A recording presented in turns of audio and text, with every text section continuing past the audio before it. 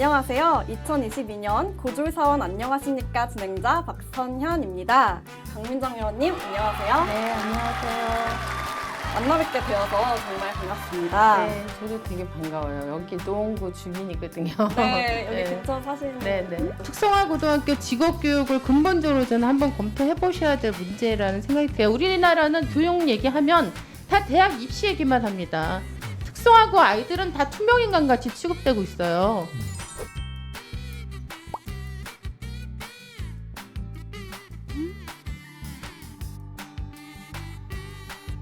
오늘 인터뷰는 고졸사원이 겪는 사회적 차별을 주제로 총 6개의 질문이 준비되어 있습니다. 본격적인 인터뷰에 앞서서 강민정 의원님 소개를 빼놓을 수 없겠죠? 네, 저는 2020년 4월 15일 총선 때 열린민주당 비례의원으로 국회에 들어가게 됐고요. 그 전에는 25년 동안 여기 노원구와 도봉구에 있는 중학교에서 25년 동안 교사로 근무했었어요. 그리고 후반기 2년도 교육상임위에서 다행히 활동하게 됐습니다. 네, 잘 들었습니다. 그럼 시작해볼까요? 네. 직업교육은 어떻게 개선되어야 하는가? 토론회 관련 질문입니다. 강민정 의원님이 열정을 가지고 토론회 진행해 주셨는데 앞으로 현장 실습에 어떤 점들이 좋아질 것이라고 우리 아이들이 기대하면 좋을까요? 지금 사실 직업교육과 관련해서는 여러 가지 해결해야 될 문제들이 많이 쌓여 있어요. 네. 그런데 그 안전 책임을 훨씬 더 강화하는 그런 네. 정책을 추진을 한다든가, 그다음에 이제 취업 연계 고졸자들의 취업 연계를 좀 장려한다든가 네. 뭐 이런 정책들을 펴긴 하는데 네. 제가 볼 때는 아직 우리가 해결해야 될 문제에 비해 보면 너무 미진한 네. 그 개선책들이라고 볼 수 있어요. 노동인권 교육 강화라는 부분에서 구체적으로 그것이 어떤 내용을 담고 있고 또 이 교육을 통해서 학생들이 얻을 수 있는 것이 무엇일지 말씀해 주실 수 있을까요? 우리 대부분은 사실 노동자가 되잖아요. 그런데 이제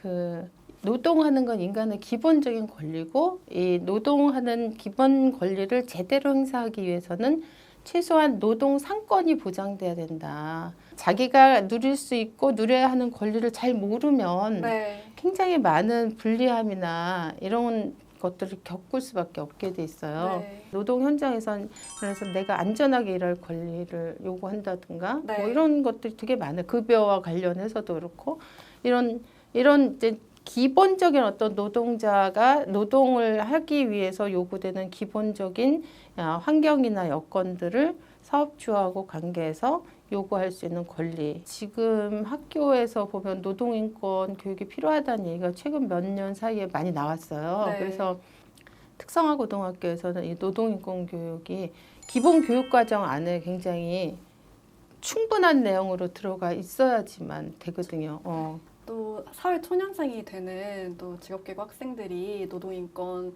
교육을 많이 받고 좀 준비된 상태에서 사회 초년생이 되기를 바라는 마음으로. 네, 네, 그렇게 돼야죠. 그렇죠. 네.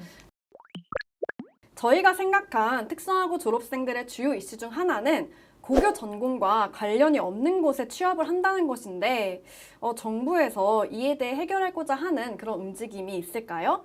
그 상당히 고전적인 그런 예를 들어서 그런 직업 전공 있잖아요. 이런 것들이 아직도 특성고등학교에서 많이 남아 있어요. 네. 그래서 열심히 3년 배웠는데 이거 배운 거 가지고 나가서 네. 쓸 수 있는 그런 어떤 효용성이라든가 이런 것들이 높지 않아서 결국은 자기가 전공 3년 동안 전공한 것과 관계없는 네. 그런 직종으로 나가는 학생들이 되게 많은 거죠. 알다시피 최근에 이 산업계의 기술 발전 속도는 너무 빠르니까 산업계의 구조 변화의 속도도 그만큼 빨라지고, 그래서 여기에 다 맞춰서 그걸 따라가는 어떤 직업교육 교육과정을 만드는 건 사실 쉽지는 않은 것 같긴 해요. 그런데 그럼에도 불구하고 이 특성화 고등학교에 진학한 학생들은 3년 자기 전공을 하고 나서 사회에 나가겠다는 의지를 가지고 여기에 진학한 학생들이기 때문에 네. 최대한 그런 어떤 우리 사회의 산업계의 요구에 맞게 특성화 고등학교의 교육 과정이 좀 뭐랄까 조화로를 이룰 수 있도록 하는 변화가 되게 많이 필요하죠. 네. 의원님 말씀처럼 전공을 하였더라도 사회에 나갔을 때 그 일자리가 없기 때문에 전공과 무관한 곳에 취업을 하게 된다고 말씀을 해주셨고 또 그 부분에서 사회가 나아가는 트렌드에 맞게 일자리가 좀 더 그런 일자리에 맞게 전공이 구축이 되어야 된다는 네. 말씀이신가요? 네. 네. 알겠습니다. 네, 잘 들었습니다. 저희가 생각하는 특성화고 졸업생들의 주요 이슈 중 또 다른 하나는 동일 노동을 하면서 임금 차별을 받는 것입니다.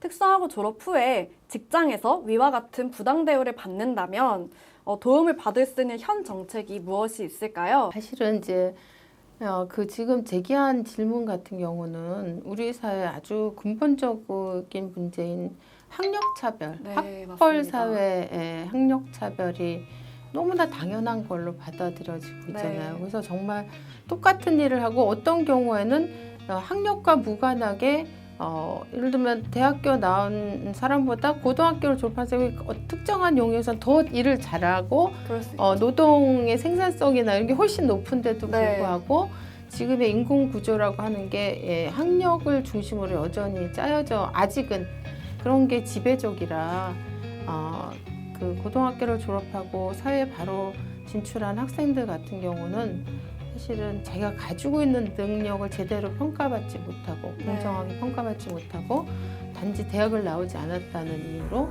같은 일을 하면서 다른 대우를 받는 게 너무나 일반적인 현상인 것 같아요. 저희 팀이 이제 이야기 나눠보았을 때는 특수학부를 졸업했다는 것 자체가 그 전공한 직종의 전문성이 보장된다는 의미로 좀 연결이 되어져서 특수학을 선택하는 게 학생들한테 안전한 일자리로 갈 수 있는 안전한 선택지가 되어야 된다고 생각을 합니다. 그렇죠. 자부심을 느끼면서 나갈 수 있게 해줘야죠. 전문성이 그만큼 보장되어 있기 때문에 일자리에서도 그런 전문 노동에 대한 정당한 대우가 받아야 된다고 생각이 듭니다. 그래서 나라에서 정부에서 특수학고 졸업생들이 이런 전문성을 인정해 줄 수 있는 그런 교육 시스템이나 이제 우리나라에 그런 인증이 있어야 된다고 생각을 하는데 그런 나라의 인증이 있기 때문에 또 취업을 했을 때 부당한 대우를 받는 걸 좀 줄일 수 있지 않을까라는 생각이 드는데 이 부분에 대해서 혹시 어떻게 지금 생각하세요? 사실 특성화고등학교 졸업하면 다 자기 전공과 관련해서 기본적으로 예를 들면 뭐 그 분야의 이 2급 자격증이나 이런 건 다 아마 그렇죠. 취득을 해가지고 졸업을 하게 돼 있어요. 네. 그런데 이제 그 사회적으로 이게 대졸자를 중심으로 고용하려고 하는 사람들이 많이 그런 경향이 아직도 많고, 그다음에 이제 특성화 고등학교의 그 교육 과정의 그런 전문성을 충분히 네. 이렇게 획득할 수 있는 교육 과정이라고 하는 이런 어떤 사회적인 신뢰랄까 인정이랄까 이런 것들도 약하고 네. 그래서 일정한 전문성을 가지고 있다고 업계에서는 잘 이제 네. 평가를 안 하고 있기 때문에 기피 현상 같은 게 생기고 있는 것 같거든요. 그래서 네. 정부에서 이럴 경우에 저는 이제 정부의 역할이 중요하다고 봐요. 네. 국가가 바로 그런 부분에 개입을 해서 이 곧 직업교육을 받은 특성화고등학교 졸업생들이 제대로 교육을 받을 수 있게 하는 이런 교육과정도 문제 개선해야 되겠지만 취업을 안정적으로 할 수 있도록 연계하는 이런 시스템을 만들고 네. 그리고 이런 졸업생들이 취업한 기업에게 일정하게 뭐 이렇게 국가는 세금이나 여러 가지 정책적 그 수단들이 많거든요. 네. 그래서 그런 기업들에게 인센티브를 주는 제도 같은 걸 만들어서 이런 게 좀 활발하게 일어날 수 있도록 장려하고 네. 그런 게 이제 정책적으로 필요하겠죠. 의원님께서 말씀하신 대로 우리나라 대학 입시 관심에 비해서는 특수학고에 대한 관심은 비교적 적습니다. 고졸 즉시 취업보다 대학 진학이 더 좋다는 그런 인식이 팽배한데 고졸 즉시 취업과 대학 진학이라는 선택지가 우열이 아니라 동등한 위치에서의 선택지가 되게끔 해야 하지 않을까 싶습니다. 그러기 위해서는 어떤 변화가 필요한지 혹은 의원님의 개인적인 생각도 궁금합니다. 제일 중요한 건 산업 그 현장에서 이 대졸과 고졸의 차별 구조가 없어지는 게 가장 그렇죠. 중요한 근본적인 것 문제죠. 같아요.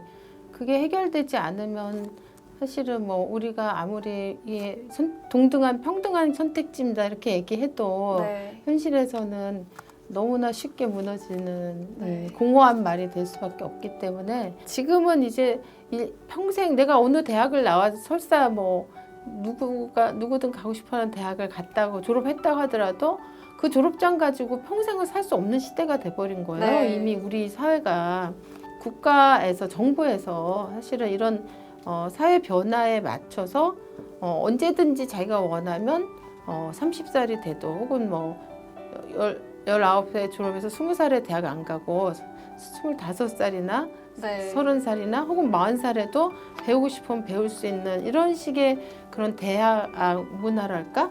교육 체제랄까? 네. 이런 것들이 좀 만들어지면 훨씬 더 대졸과 고졸에 대한 차별 이런 것들이 줄어드는데 되게 긍정적인 기여를 하지 않을까 네. 그런. 오늘 좋은 말씀 정말 많이 해주셨는데 벌써 인터뷰의 마지막이네요. 강민정 의원님은 지난 25년간 교사로 재직하셨는데 역사 교사로. 네, 역사 교육과를 나왔는데 중학교에서는 사회를 더 많이 가르쳤어요. 네. 이렇게 선생님으로서도 사회 초년생이 될 고졸 사원분들에게 응원의 말씀 한마디 부탁드립니다. 저는 이제 그 사람한테 제일 중요한 게 자존감이라고 생각해요. 물론 이제 우리가 지금까지 쭉 얘기를 해서 우리 사회에서 특성화고등학교, 직업교육을 전문으로 하는 특성화고등학교 졸업생들이 받는 되게 어려운 여러 가지 사회적 차별이라든가 이런 것들이 아직도 많다 네, 이런 네. 얘기를 하기는 했지만 대학교 졸업장이 없다는 이유로 주눅들지 말고 네. 내가 우리 사회에 꼭 필요한 역할을 할 수 있는 충분히 준비된 그런 사람이다. 이런 자기 스스로에 대한 자존감이랄까? 네. 자부심 뿜뿜 이런 생각을 꼭 가지고 학교 생활을 하고 그 3년 잘 열심히 학교에서 공부하시고 사회에 나가실 때 좀 자신감 장착해서 네. 사회에 나가셨으면 좋겠습니다. 그리고 그 과정에서 어려운 부분이 네. 많이 있을 거예요. 그런 게 있으면 국회 문을 두드려 서서 이런 함께 문제를 풀어갈 수 있는 국회는 당연하고 그런 이제 우리 사회에 나의 어려움을 같이 풀어줄 어른들이나 이런 여러 단체나 이런 네. 기관이나 이런 것들이 있다. 관심 가지고 늘 혼자 풀려고 하지 말고 도움을 네. 요청하면서 살았으면 좋겠다. 네. 이런 말씀 드리겠습니다. 네, 감사합니다. 또 그런 자부심을 가지고 행복한 마음으로 고등학교 생활을 하고 또 졸업했을 때는 나라나 정부에서 좀 더 안전한 일자리, 보장된 그런 전문성을 좀 줘서 학생들이 행복하게 졸업할 수 있도록 그런 마음으로 얘기해 주셨네요. 네. 오늘 고졸 사원의 사회적 차별을 주제로 다양한 이야기 해주셨는데요. 이 영상을 보게 될 시청자분들도 많은 힘을 얻고 도움 받으셨을 거라 생각이 듭니다. 의원님께 좀 수줍은 질문을 하나 드리도록 할게요. 오늘 인터뷰 어떠셨나요? 너무 재밌었어요. 그리고 정말요? 우리 교육에 되게 중요한 문제를 네.